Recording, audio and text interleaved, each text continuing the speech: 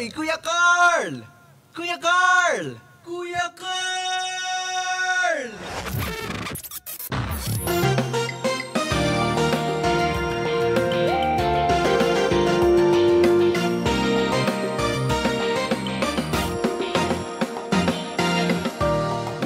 .7 Destiny Radio.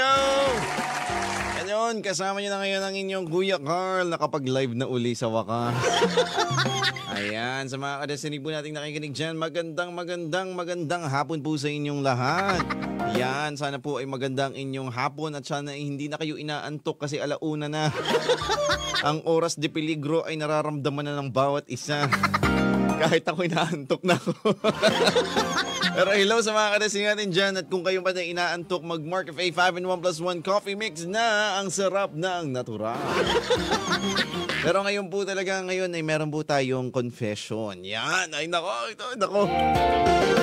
Kung yung dati, ang pinapakinggan nating mga confession ay yung perspective ng mga niloko. Ngayon naman, tingnan natin ang perspective ng manloloko. Ay, ano nga ba ang perspective nila? Ano ba yung nangyari sa kanila? Yan.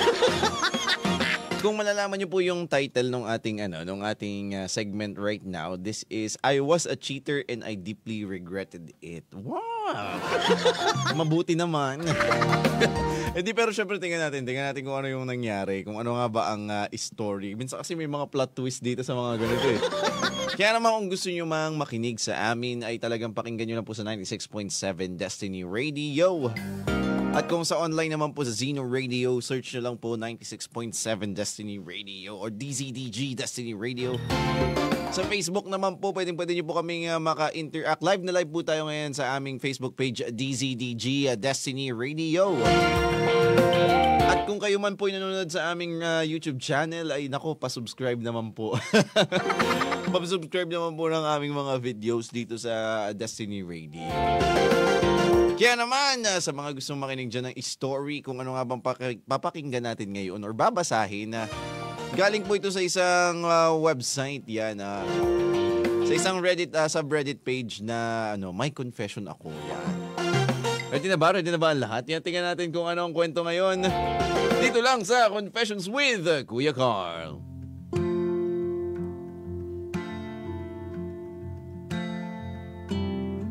Right now mga kadestiny, kung gusto nyong makibasa o samahan ako para basahin yung story, ay pwede nyo po kaming i-check sa aming Facebook Live sa DZDG Destiny Radio. At yan naman, pakinggan natin ang story nga I Was a Cheater and I Deeply Regretted It.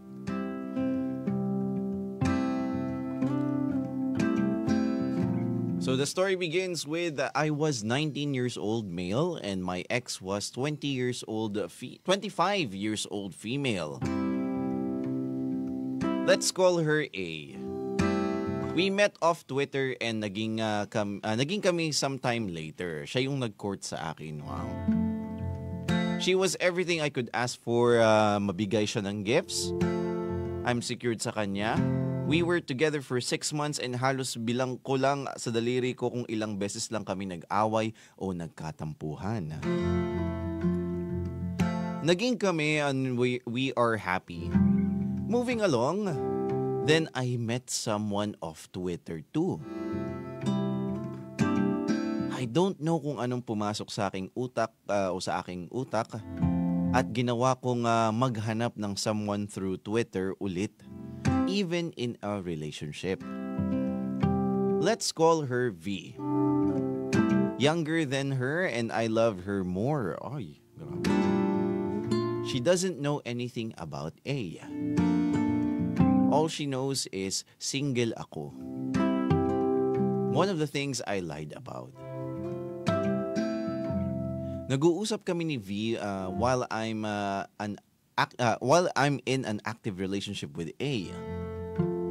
We met once ni V without A knowing. And on the pretense lang na may meeting ako the whole day so I didn't talk to her while I'm with V. Hanggang sa nagka-developan na kami ni V. And I wanted to enter a relationship with her, put a label sa aming dalawa. But in order to do that, I had to break up with A. I lied to A na family made me break up with her after finding out that we were together. Given our age difference and all but this is all a lie. My family didn't knew anything about it in reality. It's just a lie for me to have a valid reason why I broke up with her out of nowhere and she wouldn't suspect anything. A insisted na maging friends na lang kami and stay in touch. Mahal na mahal niya ako. And this is where it's hitting me guilty. I knew it was too late to go back and being honest. I loved V more. After a short time, V found out everything about A and I don't know how, but she found out but they both discovered the truth na pinagsabay ko silang dalawa. Si V, after knowing the truth, hindi na pumasok in a proper relationship with me and blocked me entirely. Si A, sinabi sa family ko yung ginawa ko and of course galit na galit sa akin. I let her say anything she wanted sa akin. Sa mga questions niya na I told her direct and plain na honest truth because at that point, wala na ako itatago. She asked, bakit ka nag-cheat? And I answered her honestly. Kasi nag-cheat ako, ginusto ko po kaya ginawa ko. Wala ka pong ginawang mali, pagkukulang or hindi na ibigay sa akin. Never po ako magkaka-valid reason na kung bakit ako mag-cheat. If you ask me why ako nag-cheat, I don't know but one thing is for sure. Walang valid reason para gawin ito.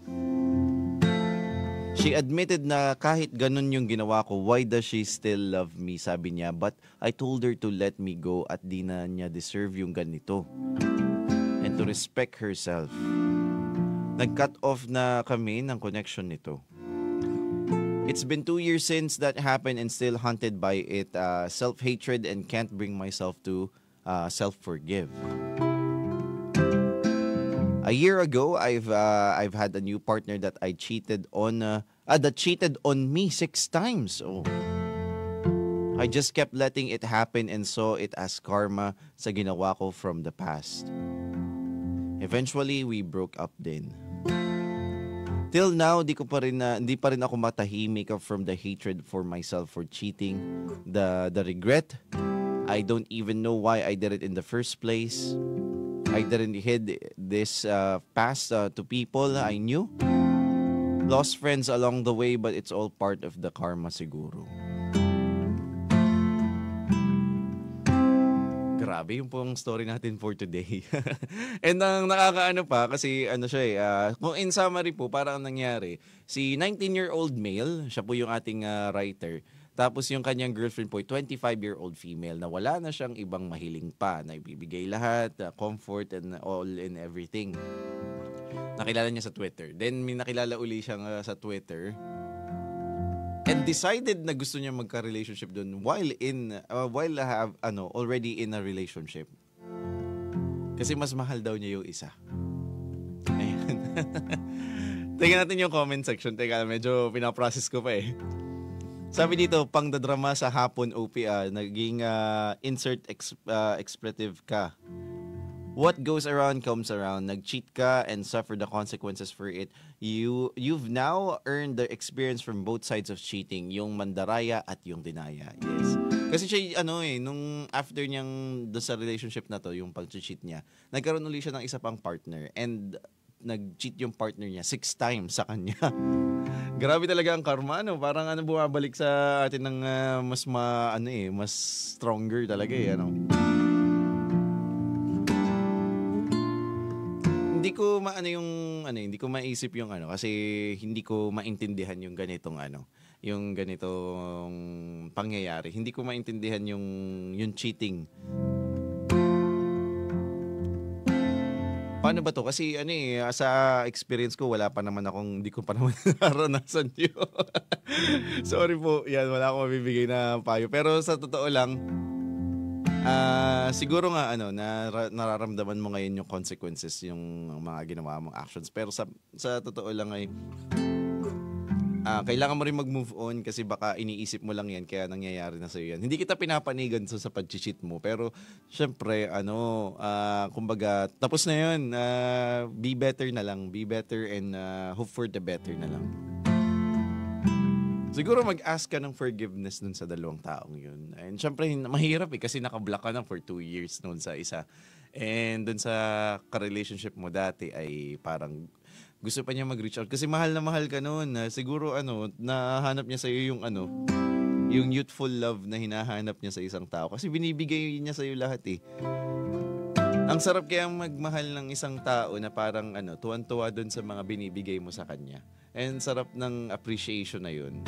Kaya may mga tao na giver. May mga tao na giver kasi nagugustuhan nila yung pakiramdam na ang saya-saya ng partner ko kasi naibibigay ko to sa kanya. At doon tayo papasok sa sa part na hindi talaga ang tao talaga hindi nakokontento. Kailangan nating tandaan 'yan. Paano tayo makokontento? Makokontento lang tayo sa ating sarili. Dapat ganun lang eh. Yung mga ganitong moments, may nakita akong quote sa isang movie na nag-uusap si Chris Evans at saka si limot ko yung isang artista yun eh. Pelikula to na produce din ni Chris Evans. Sabi ng babae, pwede ka ba daw ma-in love sa ibang tao while in the relationship? While you are committed to a relationship baga. Ang sagot ni Chris Evans dun sa movie, sabi niya, hindi mo dapat inaalaw yung sarili mo na makahanap ng perfection sa ibang tao when you are already committed in a relationship. So dapat dito sa lalaki tong nag-post na ito. When we are in a relationship kasi we have to focus on our relationship. Hindi dapat natin humahanap sa iba ng kasi yun ang nangyari sa kanya eh. Nakita niya na mas ito, mas ganito ito. Vinalue niya yung binilagyan niya ng value yung ibang tao. Pero sa totoo lang, if you are in a relationship, you have to value your partner. And you don't give an opportunity to find perfection and attraction to other people. Kasi kahit yung ganun pa lang, pwede kang magka-crush, pwede kang magwapuhan, magandahan sa ibang tao. Pero syempre, kanino ka ba dapat magmamahal? Di ba dun sa partner mo lang?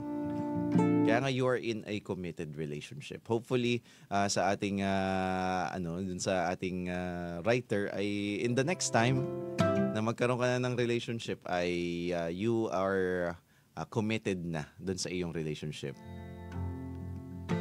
Kasi ang hirap niyan eh. Kasi tingnan mo, naranasan mo na sa iyo naman ginawa. And in these cases kasi in having a relationship, you have to focus talaga in your partner and give everything that you have. Take care of yourself for your partner. Kasi yung tema yung mga comments dito, nakalagay dun sa comments grabe, pinapansin nila yung wow, 6 years yung age gap. Sheesh, sabi nito. Karma nga, at least you've learned your mistake. Don't do it again. 25-year-old girl courts a 19-year-old lol. Oo na, cheater ka. Mas naalarma ako sa edad. Pero hindi. Wala, legal age naman. Itong mga tao, ito masyadong sensitive sa age gap. Kala nyo naman ay napakalaking bagay noon. Oo, pag minor, oo. Pero pag pag hindi na minor, yan ay pabayaan nyo. Nasa sariling buhay nila yan. Huwag kayong sa age gap.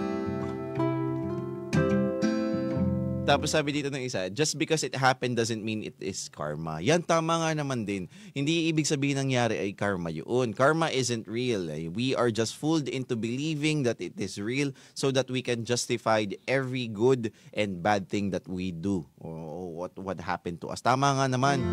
If karma was real, we wouldn't have, okay, political na yung nakalagay dito.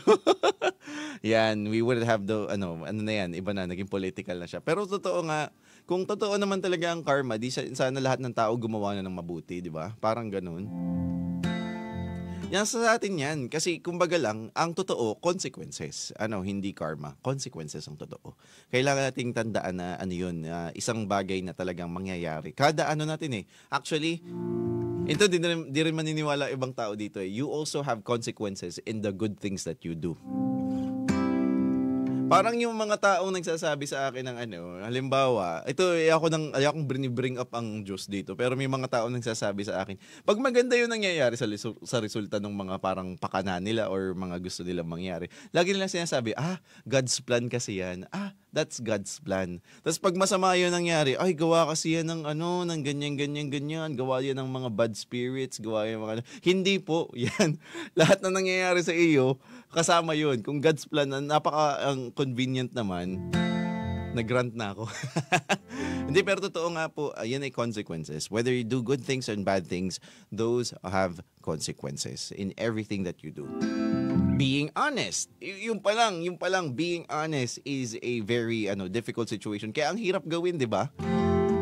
Kasi sometimes yung consequences ng honesty ay masakit din. Kaya nga truth hurts daw eh.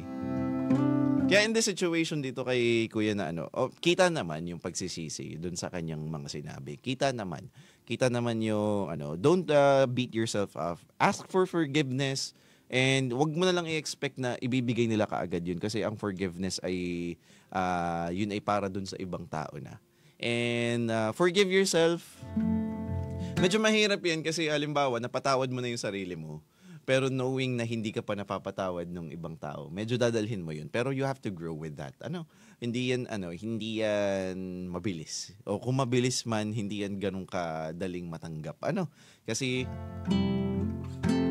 hindi natin hawak ang lagay ng isip at puso ng ibang tao. Ang hawak lang natin ay yung mga sarili natin. Kaya patawarin mo yung sarili mo. Maging better ka na lang para sa the next time na makita ka nila, you're doing better. And they would, unlike na siraan ka nila or kung anong sabihin nila, baka matuwa pa sila at you're doing better na ngayon. And you're very young at the time, 19 years old ka nun. Hindi ko naman sinasabi na, bata pa kayo, pwede pa kayo mag-cheat. Hindi, walang ganon. Yan. Hindi ko lang din talaga mag-gets ang cheating. Hindi ko lang mag-gets ang cheating kasi parang siya eh. Hindi ko maintindihan kasi tinuro sa akin ng galing ako sa broken family and although nangyari sa amin yun ay hindi ko pa rin siya maisip na bakit ko gagawin or bakit gagawin ng isang tao. Kasi we justify ourselves in the most obscured way na yung tipong hahanap tayo ng flaw dun sa partner natin para lang ma-justify yung cheating. Which is bad kasi imbes na hanapin mo yung growth dun sa partner mo, hinahanap mo yung flow para makapagdahilan ka para kayo mag-cheat. Ang sama naman nun. Kung pwede lang magmura. Sa medyo yun kasi medyo stupidity na yun yung mga ganun yun at least pag English hindi masakit yan. Totoo naman yan sa mga nakikinig po sa atin. Hindi ko po kinukonsente yung mga cheater at hindi ko pa po nararanasan yun. Walang dahilan para para ikaw ay manloko ng ibang tao. Kung gagawin mo man yun, halimbawa, hindi mo na, iba yung nararamdaman mo na dun sa partner mo. Kasi sabi, kagaya ng ni Johnny Depp, yung sabi ni Johnny Depp daw na, halimbawa daw, ikaw daw ay may partner, pero parang may naramdaman kang feelings dun sa ibang tao. Ibig sabihin, hindi mo na love at the first place yung partner mo. So, why not, na lang, kumbaga yung sabi ni Johnny Depp, kaya si Johnny Depp nun ay, nakipaghiwalay dun sa asawa, tapos pero mahal ni Johnny Depp lang yung mga niya. Pero hindi ko naman ina-idolize yung kanyang way of thinking. Kumbaga lang sa mga nakikinig po sa atin dito, kung nararamdaman niyo yun sa partner niyo yung parang kasi darating yan. After 4 years, 3 years, 4 years, 5 years ng relationship, maboboard ka sa partner mo, mararamdaman mo yung comfort zone na sa partner mo at parang feeling mo di ka na nag-grow. It's part of the it's part of the relationship. Matagal pa kayong magsasama. And nasa sa'yo yun. Kung paano kayo mag-grow at magiging better para sa isa't isa. Paano nyo may inspire yung isa't isa. Ang talo lang dyan ay yung mga bumibitaw. Imbis na mag-grow nyo pa yung sarili nyo sa isa't isa at maging better pa kayo para sa isa't isa. You inspire your partner to be better. You are inspired by your partner being better. Magkaroon kayo ng goals together. Yun ang success. At talo ka na kapag binitawan mo yung tsansang yun. At sa mga iniwan naman, yung nabitawan, huwag kayong mag-aalala.